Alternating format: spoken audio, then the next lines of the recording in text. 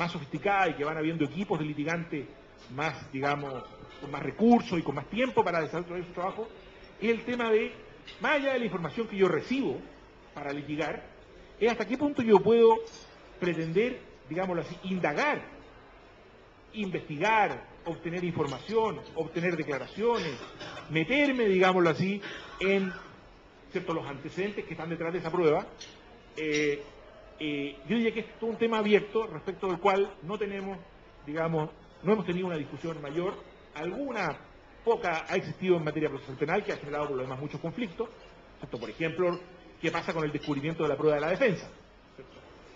Hay algunas pocas reglas que dicen que se refieren al descubrimiento de la prueba de la Fiscalía, por el mismo hecho que la Fiscalía está obligada a llevar un registro y a mostrárselo, ¿cierto?, a la defensa. Pero ¿qué pasa con las pruebas de la defensa? Bueno, ese mismo problema se va a presentar de alguna manera en la materia civil, ¿cierto? El que ofrece la prueba, ¿hasta dónde tiene que permitirme indagar sobre ella, eventualmente entrevistarme con aquellas partes que van a declarar?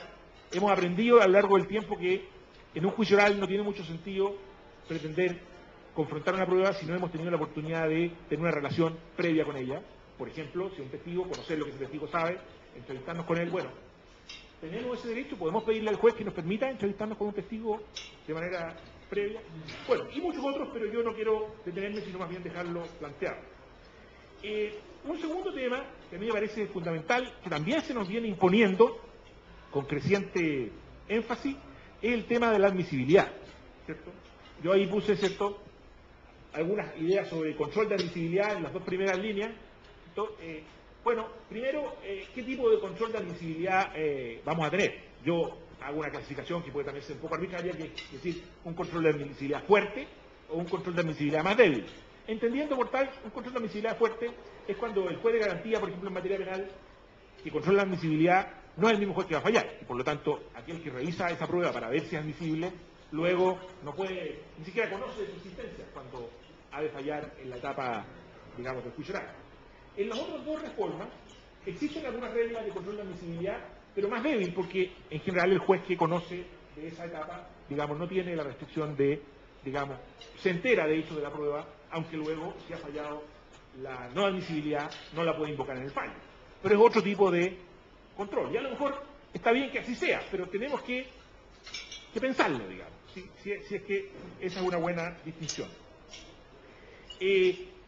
Respecto de los criterios de admisibilidad, uno diría que los criterios de admisibilidad debieran ser algo relativamente homogéneo. Y aquí tenemos, ¿cierto?, bastante heterogeneidad. Yo diría que la más clara, ¿cierto?, yo lo puse ahí a lo mejor de manera un poquito falta de respeto, le puse algunos elementos como un poco freak, ¿cierto?, como esta idea de que un número fijo de testigos. O sea, yo solo admito 4 testigos. ¿Cuál es el fundamento de eso? ¿Cierto? Pareciera que sea un fundamento, entre comillas, de política pública, pero muy tosco, porque 4 testigos, pero respecto de qué hechos, digamos. ¿Qué pasa si son diversos los hechos? Si yo tengo 6 hechos que tengo que probar a través del testigo. Bueno, hay ahí un esbozo de la problemática en la ley, pero yo diría todavía muy elemental y muy poco desarrollado. Respecto de la rendición de la prueba en juicio, me parece que también hay temas que debemos discutir y sobre los cuales debiéramos tener alguna elaboración mayor. Uno que yo diría que de lo que más se ha discutido es el tema de la declaración de partes, ¿cierto?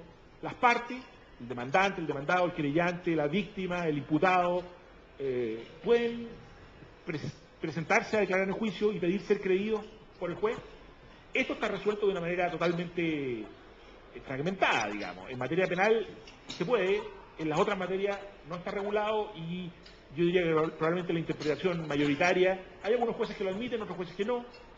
Pero aquí, por ejemplo, este es un caso en que esta fragmentación es contradictoria. O sea, yo puedo, en un juicio penal, presentarme a declarar, ¿cierto?, a contar mi historia y pedir ser creído.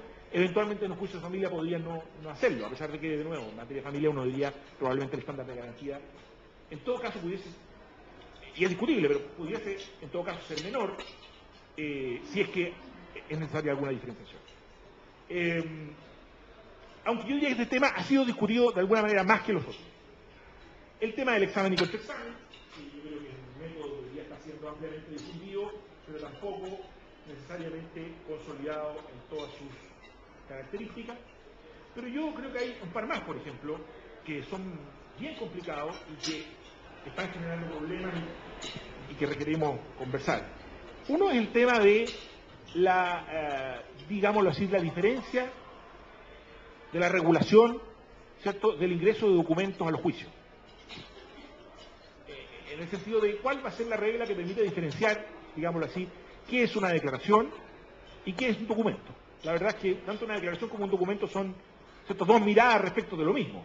Un documento contiene declaraciones, pero nosotros lo vamos a tratar como declaraciones en la medida que vamos a exigir que la persona comparezca al juicio a declarar. Lo vamos a tratar como documento en la medida que aceptemos que ese documento pueda ser leído y por lo tanto no pueda, digamos, no se restrinjan los derechos del contraexamen o de la posibilidad de cuestionarlo en el juicio. Tenemos algunas reglas en materia penal sobre esto, pero que no es consistente con otra regla fundamental, que es la regla de los testigos de oído, ¿cierto? Porque tenemos en materia penal, por ejemplo, ¿cierto?, que es donde hay más experiencia, creo yo, una restricción bastante fuerte del ingreso de documentos, pero admitimos con bastante liviandad el ingreso de testigos de oída. O sea, que la persona no comparezca, sino que sea reemplazada en su declaración, pero no por una fuente documental, sino por una fuente de, ¿cierto?, su declaración contenía en otra declaración.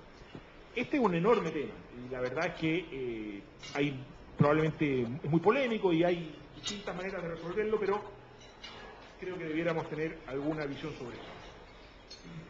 Otro tema enorme, me parece a mí, es el tema de los estándares. Nosotros tradicionalmente, en nuestra tradición, no hemos tenido una discusión sobre esto, ¿cierto? Siempre se ha entendido que esa cuestión, digamos, estaba resuelta de manera más o menos homogénea. La reforma procesal penal incorpora un estándar que tiene muchas críticas, ¿cierto? Bueno, pero tenemos que establecer otro estándar. ¿Cuántos estándares necesitamos? ¿Debe ser distinto el estándar en materia civil que en materia penal? Basta con dos, uno en materia civil, uno en materia penal. ¿Hay algún estándar intermedio? En el derecho comparado existe más de dos estándares, ¿cierto?, de prueba, o sea, de cuál es el nivel de convicción que yo necesito alcanzar o producir en el juez para efectos de obtener una sentencia favorable respecto de los hechos que invoco. A mí me parece que este es otro tema fundamental y que necesitamos discutir. También, ¿por qué vamos a distinguir, por qué vamos a atribuirle estándares más altos a una materia que otra? ¿Cierto? Por razones de política pública probablemente, pero que habría que examinar con cierta profundidad. Un tercer tema, un penúltimo tema, es el tema de la fundamentación. Y yo creo que este tema nos lleva a varios debates. Yo diría fundamentación y recursividad, desde el punto de vista de la prueba, porque hay muchas maneras de discutir el tema de la fundamentación y los recursos, como garantía individual, pero una mirada importante es la mirada probatoria, o sea, cómo se construye el razonamiento judicial para efectos de dar por acreditados ciertos hechos.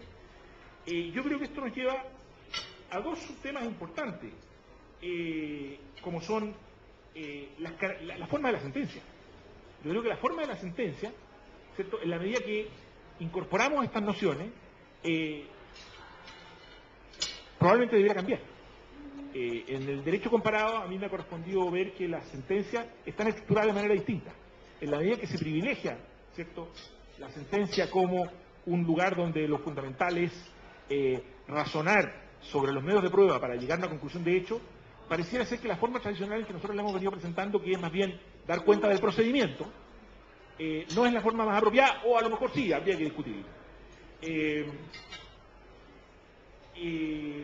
Otro tema, bueno, probablemente en Chile no es un tema fundamental, pero en otros países sí lo es, por ejemplo en Argentina hoy día, es el tema del razonamiento y la fundamentación y la recursividad en relación con el tema del jurado. Aquí en Chile no está instalada esta discusión, a mí es una discusión que me gusta bastante, por eso la pongo, pero si se va a discutir sobre jurado, cosa que a lo mejor nadie tiene interés en hacer, pero si se quisiera discutir es fundamental, ¿cierto?, tener una visión sobre esta temática. Y por último, yo creo que el otro tema que es relevante y trascendente es el problema de la prueba tasada, no en el sentido de la discusión entre prueba libre o tasada o sana crítica o prueba tasada, sino en el sentido de, digamos, la persistencia o la necesidad, o no, de la persistencia de algunas reglas de prueba tasada, por ejemplo en materia documental, en materia de documentos públicos y alguna otra probablemente. Pareciera ser que la tendencia mayoritaria en general es que en un sistema como con la tradición nuestra no es conveniente o es más bien necesario mantener algunas reglas de prueba tasada. Y a mí me parece que es una discusión válida y necesaria. Pero ¿cuáles son las condiciones de esa mantención?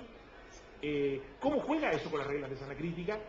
Porque alguien incluso podría entender que el establecimiento de una regla general de sana crítica deroga las pruebas de tasada. Y me parece que así se ha entendido, por ejemplo, en materia penal.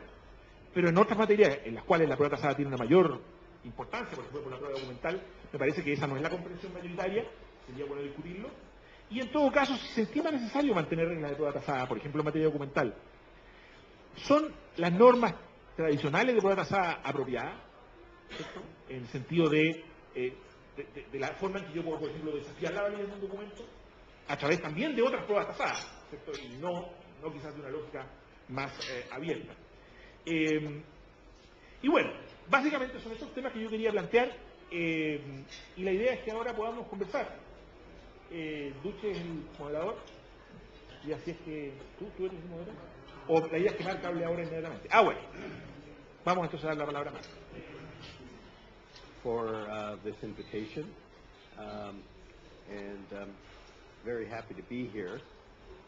Maurizio mentioned that I taught at the law school.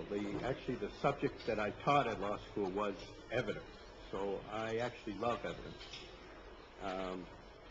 It's an endless source of interest for me, but also it's a continuing issue in our courts.